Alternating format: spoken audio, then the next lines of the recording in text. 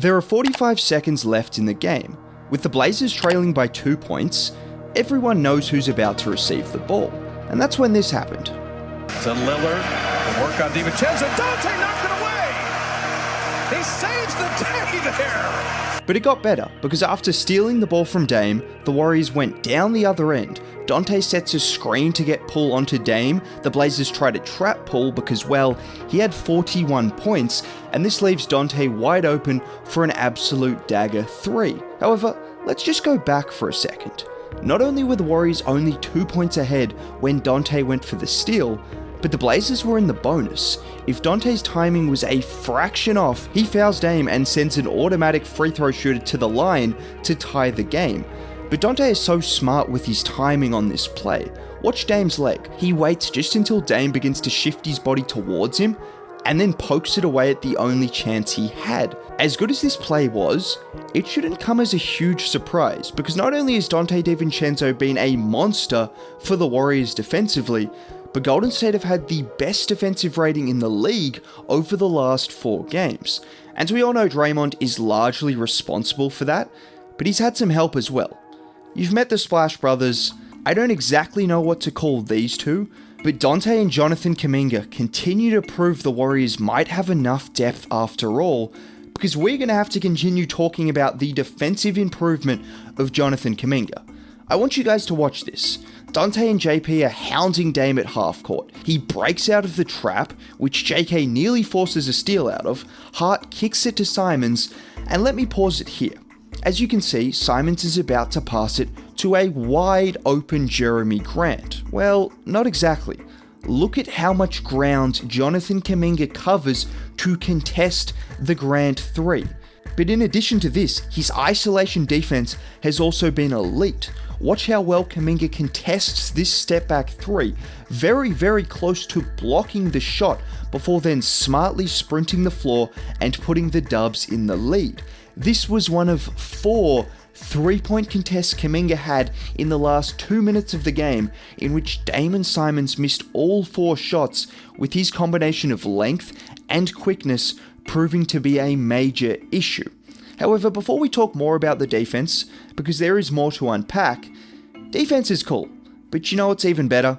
Jordan Poole dropping 41 and outplaying not one Blazers guard, but both Blazers guards. But this is no fluke for JP. It's now been 15 games of Poole averaging nearly 27 points a game.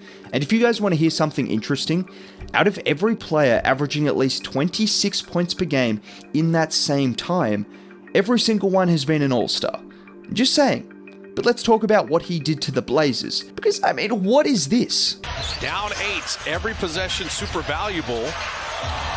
Oh, what a finish! And this is actually an encapsulation of what has been the difference in JP's game recently. He's attacking the rim more than ever. Through the first 22 games of the season, he was averaging under 4 attempts per game within 10 feet. Over the last 15 games, he's nearly doubled that at over 7 a game. And it's his ability to change speeds and direction in a flash that makes him so good at getting to the rim. Just watch this play where Poole brings the ball up in semi-transition. He accelerates just before hitting a ridiculous in-and-out dribble and finishing at the rim. Or on this play where Conley is anticipating the screen, and just when he's off balance, Poole hits him with a filthy cross before driving straight to the rim. His ability to go from 50% to 100% in a split second makes him a nightmare to guard when he's bringing up the ball. However, it's more than just his ability to hit top speed. He's also capable of operating in tight spaces and just abusing bigs through slight little hesitations and moves to take them off balance. Now, with this being said, occasionally you do get a turnover from JP, which I'm mentioning as an excuse to show you Steph's reaction to Jordan Poole's late game turnover from against Portland. If Poole can clean up his turnovers and get back to shooting nearly 40% from 3, the Dubs have a bona fide all-star playing off the bench. Now, despite JP's heroics, the Dubs still haven't been great offensively without Wiggs or Curry, which is to be expected, But what's most promising is outside of Klay and Poole, they've had help from the likes of Dante, Ty, and JK. Even Draymond is starting to hit some threes. In fact, Draymond is currently shooting the highest percentage from 3 since 2016. This is quite important because in lineups where both JK and Draymond are on the floor, the Dubs need one of those guys to be a threat from 3-point range, and so far it's been Dre, with Kuminga killing it around the rim, as well as showing off some much improved playmaking.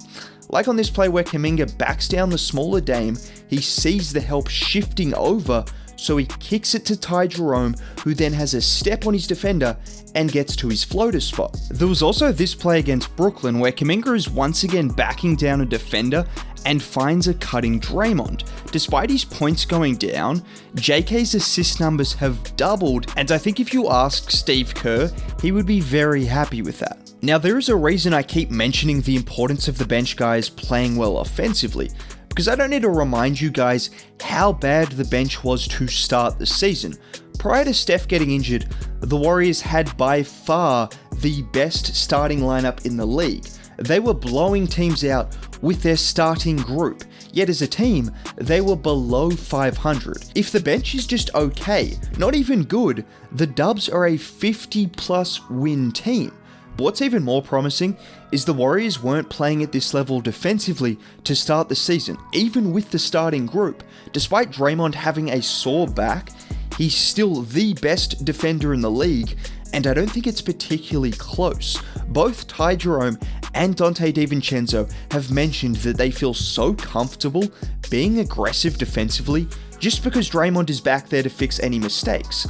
You know, I knew Draymond was behind me, and that's a big confidence booster because I knew I can pressure, and if he goes past me, I got Dre behind me. Like this play where Klay presses up onto Grant, Grant goes past him, and guess who's there to force him into passing before deflecting that pass for a Dante steal.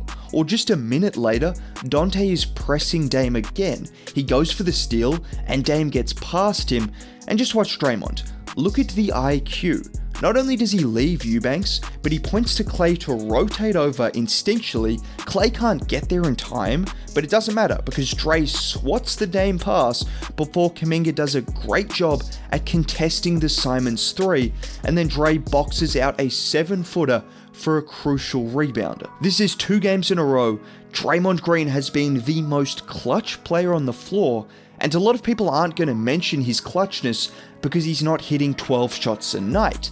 But his ability to make these plays down the stretch defensively is unlike anyone else in the league, and the Warriors are looking like the Warriors without Steph Curry and Andrew Wiggins, which is kind of scary. Anyways, if you did make it all the way to the end of the video, a like would be greatly appreciated. Subscribe to the channel for more. Have a great day. Bye.